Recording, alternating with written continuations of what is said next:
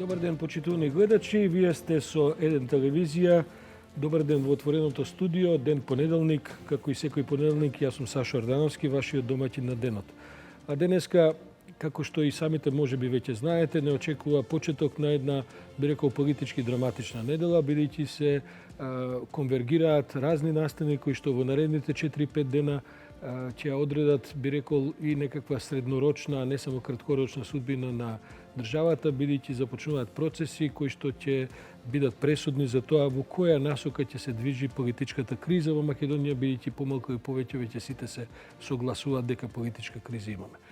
И оваа недела, како и минатите недели и месеци, ќе бидеме активни од пред скалите на Кривичниот суд во Скопје, каде што продолжуваат низата судења кои што се врзани со активностите на специјалното јавно обвинителство, но и со процесот во кој што се одвиваат доказните постапки околу упадот и насилството во собранието од април минатата година.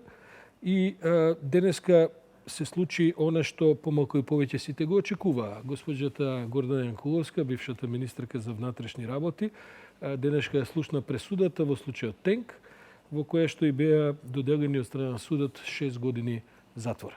А јас мислам дека го имаме нашиот колега Игор Стефановски на линија кој што се јавува пред судот. Игор, дали се случаме?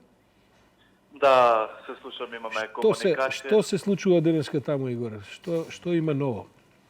Така, во Кривичниот суд за процесот развојната постапка Тенк веќе се објави пресудата од 6 години обвинетата Гордана Јанкуловска осудена на 6 години затворска казна, односно прогласена за виновна дека го сторила кривичното дело злоупотреба на службена положба и овластување, дека поттикнувала Ѓоко Поповски, поранешниот помошник министер во МВР, да биде случена набавката на Мерцедес од 600.000 евра, покрај тоа што е објавена и пресудата по барање на специјалното јавно обвинителство, судот донесе и одлука Јанкуловска да не го напушти живеалиштето, односно да не ја напушти територијата на град Скопје до правосилноста на пресудата.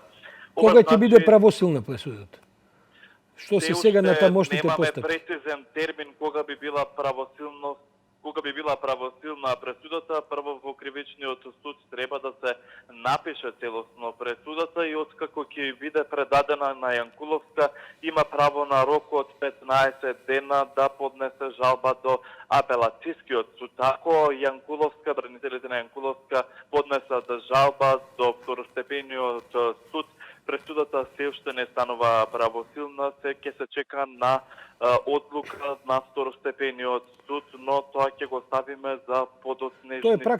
Тоа е практично истата постапка која беше предвидена и на двајцата други претходно судени, Поповски и Груевски. И тие завршија на апелација, па потоа добија затворски пресуди. Сега кај во случајот на Јанкуловска ќе потечат 15 дена откако ќе ја добие пресудата. Така, но прво да го потенцираме моментот дека треба и да биде напишана пресудата од страна на Кривичниот суд, што значи дека и тука ќе има дополнителни денови. Тоа што го потенцираше судиката Кацарска и која што за прв пат проговоре пред камерите суди од Кривичниот, од Скопскиот кривичен суд, е дека била фаворизирана фирмата Мак Аутостар и свесно обвинетата со обвинетите, преостанатите обвинети како Ѓоко Поповски, кои биле поттикнати од тогашниот премиер Никола Груевски, ја вклучиле ова јавна набавка за Мерцедес. Госпоđа Гордана Јанкуловска не беше присутна во судот, ако не се лажам, за време на изрекувањето на пресудата. Така, Јанкуловска не беше присутна на изрекувањето, на соопштувањето на пресудата во Кривичниот суд за процесот Тенк, но затоа таа се уште е во друга сала во Кривичниот суд, каде што и се суди за процесот Таргет Тврдина за прислушувањето, односно уништувањето на апаратите за прислушувањето. Во овие моменти тој процес се враќа одново и се изнесуваат во ведните говори како и од страна на специјалното јавно обвинителство, така и од страна на одбраната. Морам да потенцирам дека голем број на медиумски екипи го чекаат епилогот од овој судски процес, бидејќи секако сме во исчекување на изјава од страна на Јанкуловска, доколку и таа подготвена да даде својата изјава и коментар пред јавноста. Игор, ти благодарам за вклучувањето во овој дел од програмата. Сигурен сум дека денеска ќе имаме уште барем неколку вклучувања, бидејќи тие активности ќе траат, предпоставам се, негде до попладнево. Меѓутоа, тоа не е единствената важна и голема вест овој ден. Она што стигна пред неколку часа само е дека владата на Република Македонија закажала воредна седница на која што ќе има една точка на дневен ред, а тоа е до собранието да го упати предлогот за уставни промени кои што произлегуваат од заклучоците на договорот со Грција. Со мене во студиото е мојот драг колега Александар Чомовски. Чом, добар ден. Ти си утре во ова моје столче, не знам кој ќе седи. Се надам дека ќе дојдеш. Преку пат на тебе. Денес имаме почеток на една густа недела. Што значи ова всушност што владата го прави, го испраќа до собранието на Република Македонија? Се бркаат рокови, има обезбедено 2/3 мнозинство, веќе слушаме реакции на тоа. Како ти се чини тебе целата работа? Па ја наоѓам една политичка врска помеѓу денешната одлука за Јанкуловска и иницијативата за уставни измени. За прв поглед може да ви се чини и илузионистички како би може да се направи таа спрега. Едноставно. Мислам дека во овој момент влегуваме во финиш на така речената борба против криминалот во високите кругови, што Прибег го бара како основна преокупација. Тоа што на Јанкуловски е определена вака висока, на моменти може би и прилично ригорозна за овој тип на дело. Мислам дека Добро, но има уште стапка на апелација, претходно на Поповски има уште поголеми кривични дела каде што веројатно ќе седат многу по-високи казни и тоа за целиот тој маштаб на политичката елита која е сега во судска процедура. Се разбира, човек може да биде емоционално непристрасен или пристрасен заради незината врска со детето. Но да не заборавиме дека таа иста елита ништо помалку и бескрупулозно не ја смести Рамковска во затвор 7 години. И не само неа. И не само тоа. Нели? Зборам сега за жена. Во услови, па разборам и некои други ситуации, каде што сепак имаше 3 деца во прашање. Но, судот си ја врши својата работа. Каде е врската? Врската е во есенцијата на процесите кои на прв поглед за миг се одвојуваат. Но нашата промисла е дали оваа актуелна власт ќе се пазари за уставните измени со амнестија на политичката елита која наследи. Го направили тоа, целиот процес на Македонија оди во аут. Дали во тој контекст ја сваќаш изјавата вчера на Мицкоски, кој што излезе со 3 услови? Првиот услов беше Заев да се откаже од договорот со Грција, вториот услов беше да се откаже да го прогласи референдумот неважечки, така натаму или обратно, но третиот услов е да се укине СЈО. Не, и после да се изборите промени СЈО.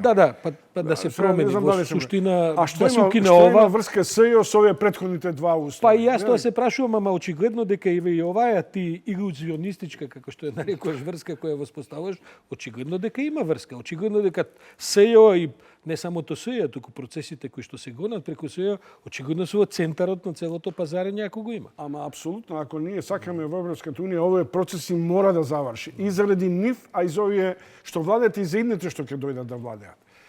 Но суштината на иницијативноста на владата да влезе во собраниска битка за тестирање на претеничкото мнозинство од 2/3 е токму овој обид вечерва, а утре веројатно и во собрание, да се види опипливоста на иницијативата за почнување на уставни промени. Тоа не значи амандмани, значи иницијатива. И за тоа треба 2/3 мнозинство.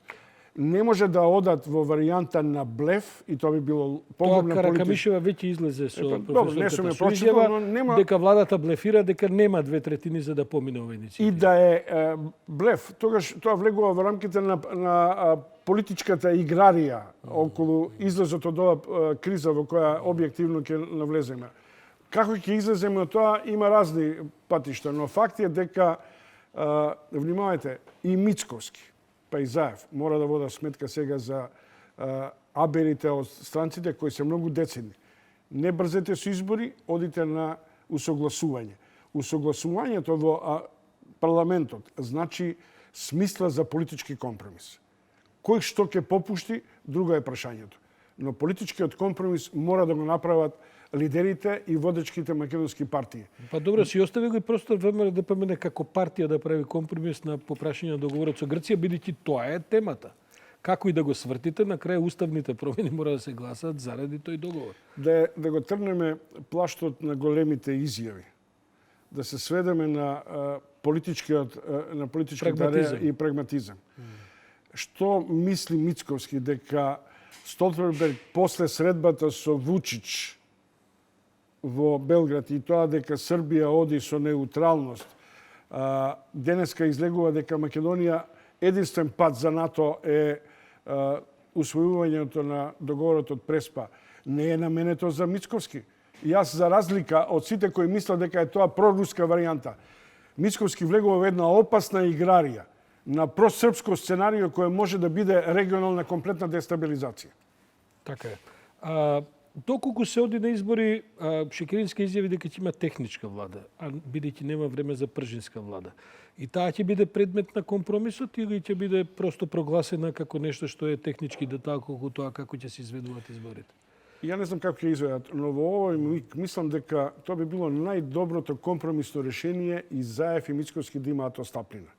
Техничка влада која ќе обезбеди двотретинско мнозинство за договорот со Грција, кој ќе ја процесуира целата работа и според мене избори може да се направат, нам не престојат избори председателски, може и тогаш да се направат избори во услови кога Македонија ќе го обезбеди НАТО апликацијата. Во процесот кој што е предвиден со договорот со Грција нема само едно гласање, туку ова евентуално што сега владата го прави би било прво од 4 гласања кај што се неопходни 2/3. Може ли да има тука некакви, како да кажам, игри со тело, некакви што би рекол варки во фудбалот? Не, може да има еднаш да помине, а следниот пат да падне. Може да има многу дриблизи во место. Така. Но нема политичар за да се изгуби време, за да се добие на може време. И тоа да биде. Меѓутоа, оно што ќе влезе во таа процедура, тој ја води играта. Во момент владата го презема ризикот да е на фаворит и мора да ја одигра играта до крај. Чомовски, ти завидувам што си утре водител на денот, работите ќе бидат нешто појасни од колку денеска, меѓутоа ние почитувани морам да ти кажам дека нема да бидат појасни, затоа што туку побарав двајца експерти за уставните промени и сите рекоа, види сега, не, малце подоцна. Тебе ти е јасно што значи тоа. Така е, така е. Ти благодарам за ова колегијално гостување. Вие почитувани гледачи останете со нас, бидејќи веднаш после Чомовски и после овој разговор ќе го имаме со нас Дејан Трајковски, кој што е шеф, началник на сообраќајната полиција за Скопје, каде што мислам дека ќе изразговараме нешто што сите нам ни тежи, а тоа се овие, како да кажем, зашеметувачки состојби со сообраќајот во Скопје и да видиме всушност што се случува. Има ли повеќе сообраќајки или е тоа само некаква перцепција, што се превзима од страна на законот, гледаме зголемено казнување и така натаму да видиме што е стратегијата во таа област. Останете со нас веднаш после малата пауза за реклами.